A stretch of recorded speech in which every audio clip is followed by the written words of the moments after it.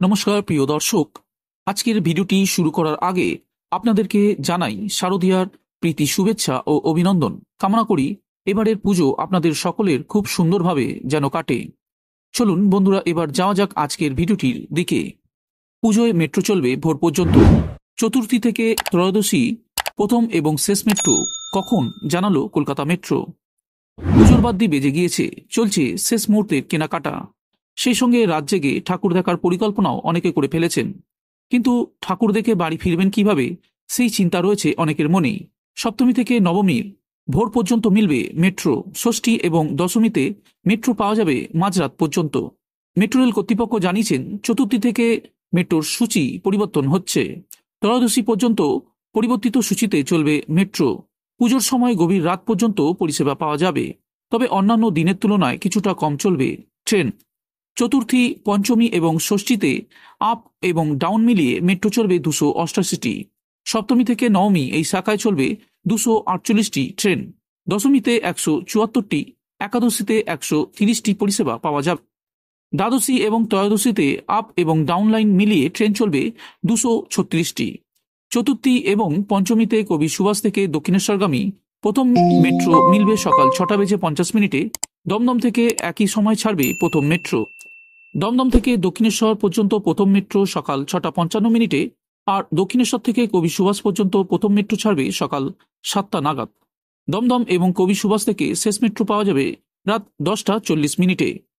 ষষ্ঠীতে প্রথম মেট্রোর সূচিতে কোনো পরিবর্তন হয়নি, তবে শেষ মেট্রো চলবে মধ্যরাত পর্যন্ত। দক্ষিণেশ্বর থেকে কবি সুভাষ যাওয়ার শেষ মেট্রো পাওয়া যাবে রাত 11:48, আর কবি সুভাষ থেকে দক্ষিণেশ্বর যাওয়ার শেষ মেট্রো মিলবে রাত 11:50। অন্যদিকে দমদম এবং কবি সুভাষ থেকে শেষ মেট্রো পাওয়া যাবে রাত 12টায়। সপ্তমী থেকে নবমী দুপুর থেকে শুরু হবে পরিষেবা, চলবে ভোর পর্যন্ত। 12:55 দমদম থেকে দক্ষিণেশ্বর চলবে প্রথম মেট্রো। কবি সুভাষ থেকে দক্ষিণেশ্বর পর্যন্ত যাওয়ার প্রথম মেট্রো মিলবে দুপুর 1টায়। স্পেশাল মেট্রো চালানো হবে এই 2 দিন। দমদম থেকে কবি সুভাষ এবং কবি সুভাষ থেকে দমদমগামী শেষ মেট্রো পাওয়া যাবে ভোর 4টে। দক্ষিণেশ্বর যাওয়ার শেষ মেট্রো কবি সুভাষ থেকে মিলবে ভোর 3:48। দশমীতে চলবে স্পেশাল মেট্রো। প্রথম মেট্রো পাওয়া যাবে দুপুর থেকে। দক্ষিণেশ্বর কবি সুভাষ থেকে প্রথম মেট্রো ছাড়বে দুপুর 1টা, আর শেষ মেট্রো পাওয়া যাবে রাত 12টায়। একাদশীতে সকাল 9টা থেকে প্রথম পরিষেবা পাওয়া যাবে কবি সুভাষ এবং দক্ষিণেশ্বর থেকে। শেষ মেট্রো রাত 9:40। দ্বাদশী এবং ত্রয়োদশীতে প্রথম মেট্রো সকাল 6:50 এবং শেষ মেট্রো পাওয়া যাবে রাত 9:40। শুধু ব্লু লাইনে নয়, গ্রিন 1 এবং 2, পার্পল এবং অরেঞ্জ লাইনের সূচিও জানিয়েছে মেট্রো রেল কর্তৃপক্ষ। শিয়ালদা থেকে সেক্টর 5 শাখায় চতুর্থী থেকে ষষ্ঠী প্রথম মেট্রো পাওয়া যাবে সকাল 6:55।